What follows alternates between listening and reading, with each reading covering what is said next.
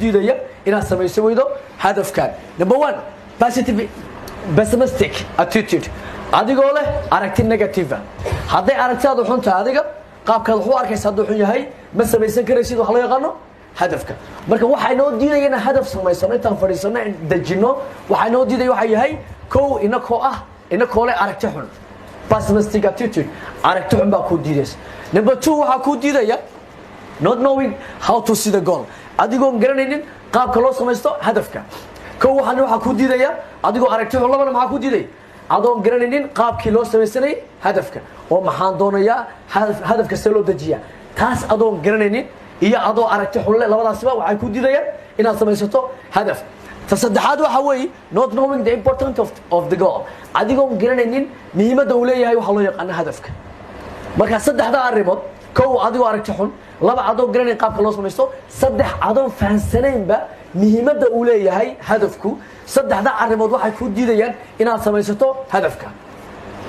Dadku maxay hadaf u samaysan laayeen maxay hadafka lahayn u gaari waayeen ama maxay u dejin laayeen because of saddexda arrimood baa jira qofkoon aqoon u lahayn qaabka loo samaysto qofkoon u arkay muhiimad inay leedahay iyo sidoo kale qofku aragtidiisu ay xun tahay saddexda oo iskaashaday waxay sababayaan qofku inuu samaysan waayo hadaf. Very good. Next.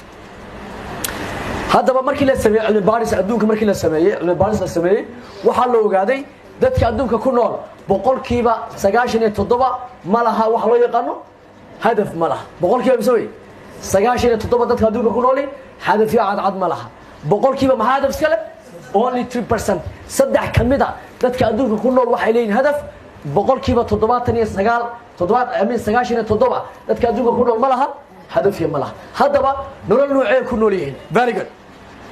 dadkan ku nool waxa maxaan ku radaa dadka hadafka iska leh 3% hadafka iska leh waxa ku nool waxay gaaraan achieve waxa ku noolin excellent life nolol loo yaqaan nolol dhamaystiran.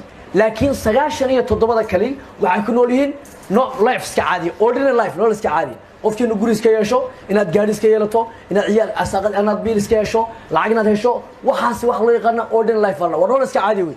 Inaku hadda waxaan haysanaa markaad gaari iibsato eed guri leedahay eed lacag hesho inaad tahay qof guuleystay may waxa loo yaqaan kuwa nolol iska caadi weey. Qofka bini'aadamka ilaahay wuxuu abuuray inuu cunto helo guri inuu helo gaari inuu helo waa basic waa nolol weey. Marka kuwa lagu qiimeyn karo qofka wuxuu gaaray guul buu gaaray ma guushu way ka duwan tahay sida marka dadka 3% waxay ku nool yihiin excellent life nolol dhamaystiran halka ay 97 ka nool yihiin nolol iska caadi inuu qof iska noolaado